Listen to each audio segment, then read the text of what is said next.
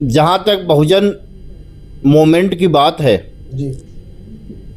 ये सच है कि जब तक इस देश के अंदर शासन सत्ता की चाबी हमारे हाथ में नहीं आएगी तब तक इसी प्रकार से उत्पीड़न होते रहेंगे, अन्याय अत्याचार उत्पीड़न होता रहेगा। अब सवाल इस बात का है कि आखिरकार लीडर माना किसको जाए। जी, ये सबसे बड़ा मुद्दा है कि लीडर माना किसको जाए। भाई हमारी पार्टी नई पार्टी पॉलिटिकल जस्टिस पार्टी, मैं भी किसी पार्टी से निकला हुआ व्यक्ति था। जब मैंने देखा कि वहाँ पर बाबा साहब डॉक्टर अम्बेडकर की विचारधारा को कुचला जा रहा है, बाबा साहब डॉक्टर अम्बेडकर की विचारधारा किनारे रखकर वहाँ भी मनुवादी विचारधारा लागू हो गई, तो मजबूरन हमको वहाँ से अलग होना पड़ा। साथियों नमस्कार। वर्तमान में जिस तरीके से दलित समाज के ऊपर अत्याचारों की बाढ़ आप सोशल मीडिया पर देख रहे हैं, लेकिन वहीं देश का स्ट्रीम मीडिया जिसके ऊपर एक बहुत बड़ी जिम्मेदारी है, वो कहीं ना कहीं दरकिनार कर रहा है इन आवाज़ों को, दलितों के साथ हो रही घटनाओं को। अभी हाल ही में लखनऊ में काकोरी में एक बड़ा कांड सामने आया है, जिसमें एक बुजुर्ग व्यक्ति को पेशाब चटाने का मामला कहें या कहें कि कुछ तुच्छ मानसिकता के लोगों ने एक ऐसी हरकत की जिससे देश शर्मसार हुआ है।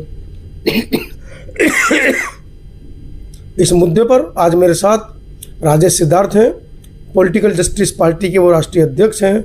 देश के अंदर बहुजनों की लगातार जो आवाज़ें हैं उन पर वो बहुत अच्छा अपनी पकड़ रखते हैं और हर मुमकिन जगह, मैंने बहुत सी जगह देखा है जहाँ पर दलित अत्याचारों की बाढ़ आई है, वहाँ पर राजेश सिद्धार्थ पहुँचे हैं। उनकी वीडियोज़, उनकी फ़ोटोज़ उनकी फेसबुक आईडी पर वायरल हैं। राजेश जी, पहले तो स्वागत है आपका। धन्यवाद।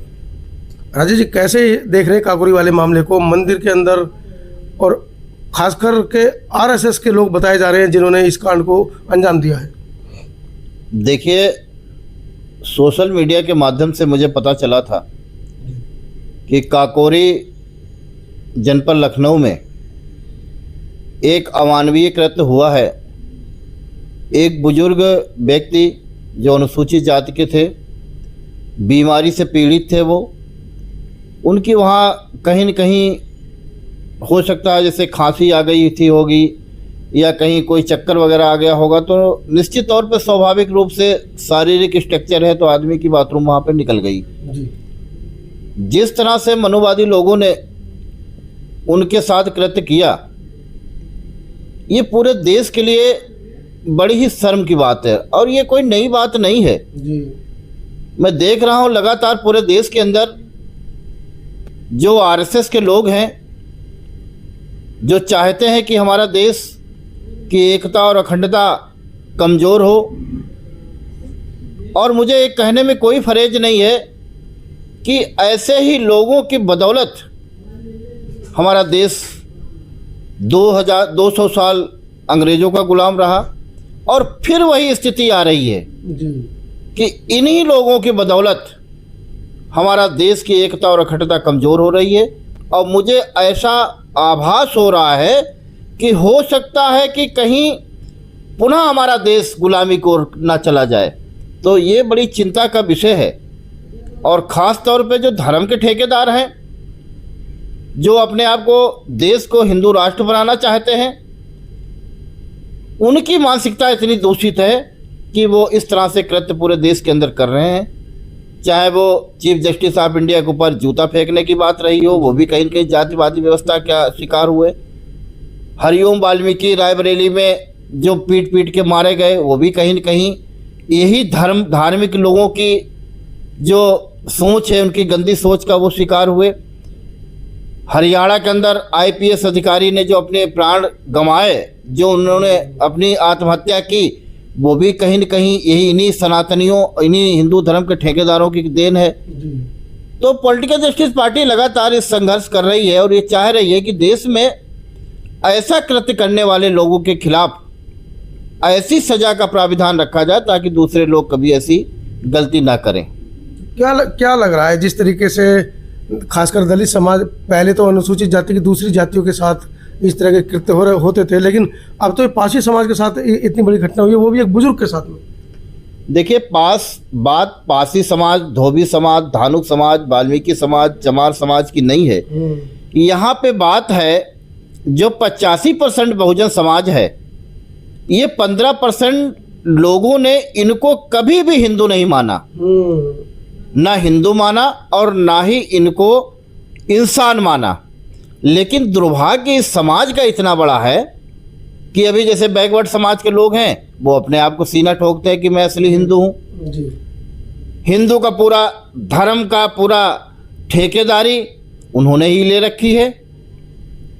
और जब बात आती है मान सम्मान की और जब बात आती है धर्म के प्रचार की, तो कहीं देखते होंगे कि इटावा में कांड हुआ, कहीं उनके ऊपर पेशाब छिड़की गई, सर मूड़ा गया। अभी लखीमपुर में कांड हुआ, एक मौर्य जी ने वहाँ कथा कह दी, तो जब पता चल गया कि ये मौर्य समाज के हैं, बैकवर्ड समाज के हैं, तो उनकी नाक रगड़वाई गई। तो ये दर्द जो है, ये बहुजन समाज के लोगों को भी सोचना चाहिए कि तुम्हारा हित है कहाँ, तुम्हारा जो हित है वो हित कहाँ है। देखिए, पूरे बहुजन समाज को जो 85% समाज है, इनका हित अगर कहीं है तो बाबा साहब डॉक्टर अम्बेडकर की विचारधारा से है, भारत के संविधान से, लोकतंत्र से है। और कहीं न कहीं ये समाज भी अभी भटका हुआ है। और जिस दिन ये सही रास्ते पे आ गया और श्री अम्बेडकरवादी हो गया, तो इनकी फिर ये कहाँ चलेंगे, इनको ढूंढे जगह रास्ते नहीं मिलेगी। तो क्या लग रहा है, जिस तरीके से आप पॉलिटिकल जस्टिस पार्टी का प्रचार प्रसार कर रहे हैं, उसका राष्ट्रीय अध्यक्ष हैं और पूरे देश में आप लोग काम भी कर रहे हैं, तो क्या ज़मीनी स्तर पर क्या हकीकत नज़र आ रही है? क्योंकि 2027 का चुनाव बहुजनों के लिए तो वर्तमान में जिस तरीके से केंद्र और राज्य की सरकारें हठधर्मिता पर हैं, और देखने में भी आ रहा है कि अत्याचारों की जो सीमाएं हैं वो बढ़ गई हैं, लेकिन कहीं ना कहीं ज़मीनी स्तर पर क्या मतलब जो कैडर था, बहुजनों का जो कैडर था, जो बहुजनों को बचा रहा था, वो कहाँ कहीं फेल नज़र आ रहा है? देखिए, जहाँ तक बहुजन मोमेंट की बात है जी, ये सच है कि जब तक इस देश के अंदर शासन सत्ता की चाबी हमारे हाथ में नहीं आएगी, तब तक किसी प्रकार से उत्पीड़न होते रहेंगे, अन्याय अत्याचार उत्पीड़न होता रहेगा। अब सवाल इस बात का है कि आखिरकार लीडर माना किसको जाए। जी, ये बड़ी ये सबसे बड़ा मुद्दा है कि लीडर माना किसको जाए। भाई, हमारी पार्टी नई पार्टी पॉलिटिकल जस्टिस पार्टी, मैं भी किसी पार्टी से निकला हुआ व्यक्ति था। जब मैंने देखा कि वहाँ पर बाबा साहब डॉक्टर अम्बेडकर की विचारधारा को कुचला जा रहा है, बाबा साहब डॉक्टर अम्बेडकर की विचारधारा किनारे रखकर वहाँ भी मनुवादी विचारधारा लागू हो गई, तो मजबूरन हमको वहाँ से अलग होना पड़ा और अलग होकर अपना दल बना लिया। लेकिन हमारी आस्था है, हमारी आस्था है, उन नेताओं में भी आस्था है, अपने नेतृत्व में भी आस्था है कि आज भी अगर वो सुधर जाए। अरे कोई ज़रूरी थोड़ी ना है। जब एक बात बताइए, जब हमारा शासन 4 बार रहा उत्तर प्रदेश में, 4 बार शासन जब रहा, तब तुमने नारा दे दिया सर्वजन हिताय सर्वजन सुखाय का। जी। तो ये मैं पूछना चाहता हूं आपके चैनल के माध्यम से कि अगर यही नारा मनुवादियों ने, जब बाबा साहब डॉक्टर अम्बेडकर स्कूल जाते थे, पढ़ते थे, यही नारा अगर मनुवादियों ने उस समय दिया होता सर्वजन हिताय सर्वजन सुखाय का, तो क्या बाबा साहब डॉक्टर अम्बेडकर को स्कूल से अलग बैठ के पढ़ना पड़ता? क्या बाबा साहब डॉक्टर अम्बेडकर को प्यासे रहना पड़ता? अब जब तुम्हारा हजारों साल से राज आया, जब मनु संविधान था, तब तो तुमने हमको बैठने की भी जगह नहीं थी। और जब हमारे नेतृत्व का थोड़े समय के लिए हमारा राज आया, तो हमारे नेतृत्व को गुमराह कर दिया। तुमने सर्वजन हिताय सर्वजन की सुखाय की बात कर दी। तुमने कह दी, अरे जब पूरा बहुजन आज़ाद हो जाता, पूरा बहुजन नीचे से ऊपर तक बराबर हो जाता, जब सब बराबर हो जाते, अरे जहाँ 5000 साल तुमने राज किया, कम से कम 100 साल तक ही हमको राज करते थे। बहुजनों को मजबूत करने का हमारे नेतृत्व को जिम्मेदारी बनती थी कि बहुजनों को पहले मजबूत करें। जब बहुजन मजबूत हो जाता, तब फिर सर्वजन हिताय की बात करने लगते। अभी तो एक ही बार सरकार बनी थी 5 साल के लिए, तब मतलब दर्द है कि इतना फेरबदल एक ही सरकार में कर दिया। अगर 2-3 बार आ जाता तो पता नहीं कितना फेरबदल हो जाता। देखिए, ये मनुवादियों की हमेशा साजिश रहती है। ये बड़े प्यार से एक साजिश के तहत, वो चाहे हमारा पॉलिटिकल नेतृत्व हो या हमारा सामाजिक नेतृत्व हो या समाज के जो समाज सुधारक रहे हों, इनकी एक ऐसी मानसिकता, ऐसी सोच होती है कि वो कहीं न कहीं उनको कैप्चर कर लेते हैं। और कैप्चर करके उनको इतना ज़्यादा सियासत के माध्यम से, उनको इतना ज़्यादा वो भाव दे देते हैं कि हमारे नेतृत्व को ये लगने लगता है कि सबसे जड़े सगे यही हमारे हैं जी। दूसरा हमारा नहीं है। तो हमारा नेतृत्व भी उनके ऊपर अपने समाज पे भरोसा नहीं करेगा, लेकिन उन पे 100% भरोसा करने लगता है, आंखें बंद करके। उन्हें खतरा बहुजन समाज से, जो दलित शोषित समाज के, जो बहुजन समाज के लोग हैं, उनसे उनको ज्यादा खतरा बढ़ जाता है, कंपटीशन। और जो मनुवादी व्यवस्था के लोग हैं उन पे इतना भरोसा कर लेते हैं, उन पे कोई भरोसा नहीं। हम अपने नेता से मिलने जाएं तो हमारा पेन भी रखवा लिया जाता है, घड़ी भी रखवा ली जाती है, हमारी बेल्ट भी खोल के वहाँ सिक्योरिटी वाले रखवा लेते हैं।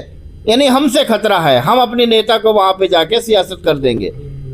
और वो जब जाते हैं तो उनकी गाड़ी सीधे पोर्ट को। ये कहीं ना कहीं दर्द है हम लोगों के अंदर। यही देखिए, वास्तव में हम लोगों ने 4-4 बार उत्तर प्रदेश में सरकार बनाई, देश के सबसे बड़े प्रदेश में सरकार बनाई।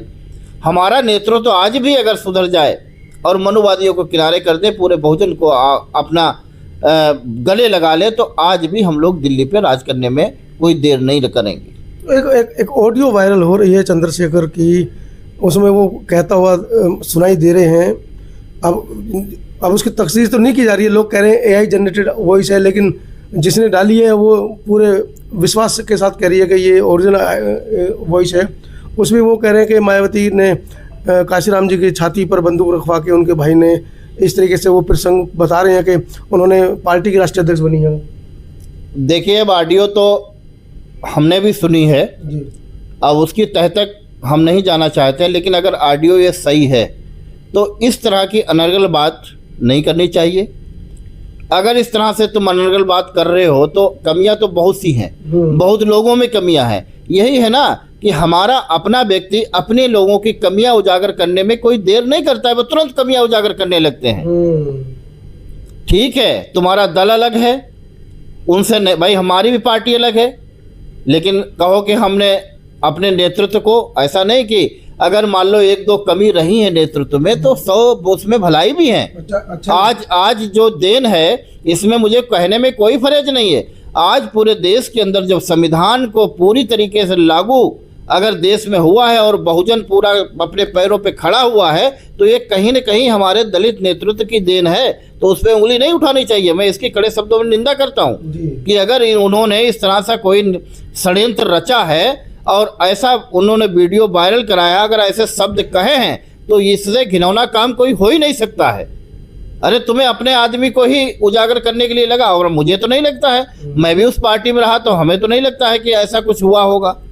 जो ये षड्यंत्र है निश्चित तौर पे, हाँ, ये अलग की बात है कि उनकी भी विचारधारा अब मनुवादी विचारधारा से मिल गई है, वो अलग की बात है। इसलिए हमारे जैसे कैडराइज लोग उनसे दूर हैं। भाई, हम भी जिस समाज से बिलोंग करते हैं, 5 साल सरकार रही, मैं 4-4 बार पूरे प्रदेश का जिम्मेदारी दी, पूरे प्रदेश में हम लगे रहे, लेकिन सरकार में हमें कहीं पर भी एक सरकारी पद पे, कहीं निगम का चेयरमैन या निगम का वार्ड मेंबर ही सरकार से नामित वो नहीं, वो भी खैर कोई बात नहीं है। तो लेकिन फिर भी ये कोई देन नहीं, पूरे बहुजन अगर आज खड़ा है तो वही पार्टी की देन है, उसी नेतृत्व की देन है। और आज जो उनके ऊपर कटाक्ष करे ये भी उन्हीं की देन है, ये भी उन्हीं की देन है। अगर वो पार्टी ना होती तो शायद इनकी भी पार्टी नहीं खड़ी होती, तो हाँ, इस लायक नहीं बन पाते। तो इसलिए मैं, अगर इस तरह का कोई ऑडियो या वीडियो वायरल हुआ है, पहली बात तो उसमें कोई सच्चाई नहीं है, और अगर वो सच्चाई है भी तो इसने बहुत बड़ा घिनौना काम किया है वीडियो वायरल करा के, और अपने नेता की, अपने परिवार की कमी को तुम दूसरी तरफ उजागर कर रहे हो, इससे तुम ही कमज़ोर हो रहे हो।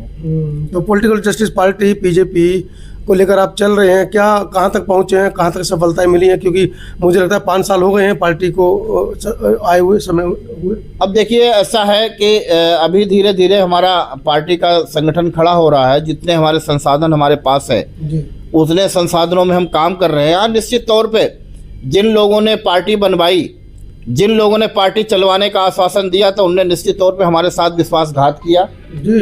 उन्होंने बहुत बड़ा धोखा दिया, और वो केवल ढपली बजा रहे हैं समाज की कि हम के बहुत बड़े समाज के शुभचिंतक हैं। वो बहुत बड़े धोखेबाज लोग हैं। तो अब धीरे धीरे हमारे समझ में आ गया है कि ऐसे लोगों से भी हम सावधान रहेंगे धीरे धीरे करके। जो बहुत लोगों ने पार्टी बनवाई, बहुत आश्वासन दिया कि किसी प्रकार की कोई दिक्कत नहीं होगी, आप केवल अपना समय दीजिए, तो हमारे पास जो भी पूंजी थी हमने पार्टी में लगाई, पार्टी को खड़ा करने में। लेकिन ऐसे लोगों का बिल्कुल, मैं तो कहता हूं कि कड़े शब्दों में ऐसे लोगों की भी मैं निंदा करता हूं, और ऐसे लोग समाज के लिए बहुत बड़ा अभिशाप है, जिन्होंने हमारे जैसे मिशनरी आदमी को धोखा दिया, पार्टी को धोखा दे रहे हैं। वो लगातार अपनी जो मनुवादी व्यवस्था है, मैं तो उनको सबसे बड़ा मनुवादी कहता हूँ। मतलब आपको भी धोखा मिल गया? मुझको तो धोखा, बहुत बड़ा धोखा मिला। मुझे इतना बड़ा धोखा नहीं, बहुत बड़ा धोखा मिला। पार्टी बनवाई, पार्टी चलवाने के लिए कहा, पार्टी चलाएंगे, पार्टी बढ़ाएंगे, ऐसा नहीं। वो चाहे तो पार्टी बहुत आगे जा सकती है, लेकिन उनको वो भी कहीं न कहीं कन्फ्यूज लोग हैं। वो सब, चूँकि बाबा साहब ने तो कहा था कि हमें पढ़े लिखे लोगों ने धोखा दिया, तो वो पढ़े लिखे लोग हैं और जो अफसर लोग हैं वो शौक में राजनीति कर रहे हैं। कोई उस तरह से राजनीति नहीं कर रहे हैं कि जो उनके कोई दिल के अंदर ऐसी जलन हो कि हम समाज के लिए कुछ कर सके।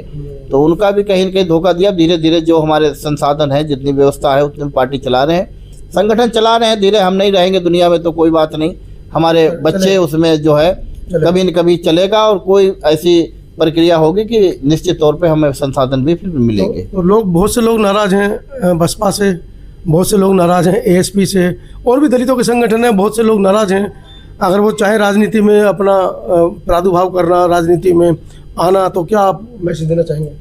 देखिए, जो लोग बाबा साहब डॉक्टर अम्बेडकर के मिशन को आगे बढ़ाना चाहते हैं, जो लोग अम्बेडकर, फूले, पेरियार, संत गाडगे, इन महापुरुषों को, सिद्धांतों को आगे बढ़ाना चाहते हैं, और उनको वहाँ पे सम्मानजनक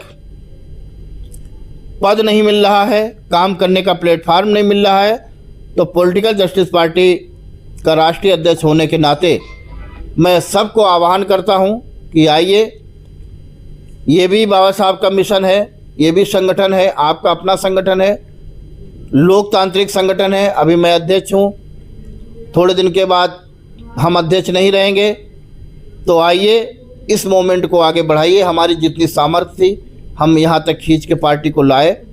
अब हम उनको जिम्मेदारी देना चाहते हैं कि जो लोग मिशन से जुड़े हुए लोग हैं वो आओ, और पॉलिटिकल जस्टिस पार्टी में उनका स्वागत है, उनका सम्मान होगा, और ये आपकी उनकी पार्टी है, और पार्टी चलाने की जिम्मेदारी भी आपकी है। आइए और पार्टी को चलवाइए। बहुजन मूवमेंट पर यूँ तो बहुत सारी पार्टियाँ चल रही हैं, लेकिन निरंतर, जैसे कि बाबा साहब ने आरपीआई बनाई, उसके बाद काशीराम साहब ने बीएसपी बनाई, उसके बाद और भी दूसरी पार्टियां बनी हैं। इसी तरीके से जो लोग नाराज़ हैं, जो लोग रास्ता ढूंढ रहे हैं, वो लोग राजेश सिद्धार्थ भाई जी से मिल सकते हैं। उनका कॉन्टैक्ट नंबर नीचे दे दिया जाएगा। जो भी पार्टी में जुड़ना चाहे वो पार्टी से जुड़ सकते हैं, और अपने बहुजन मूवमेंट को आगे बढ़ाने में, बहुजन मूवमेंट को मजबूत करने में अपना सहयोग और समर्थन भी कर सकते हैं। पूरी वीडियो के बारे में आपकी क्या राय है? सहमत हैं या नहीं है सहमत? कमेंट जरूर लिखिएगा। धन्यवाद। धन्यवाद। नमो बुद्धाय, जय भीम। समता आवाज टीव्हीला तुम्ही लाईक करा, सबस्क्राईब करा आणि कॉमेंट्स करून त्यांना धम्मदान करा। थँक्यू।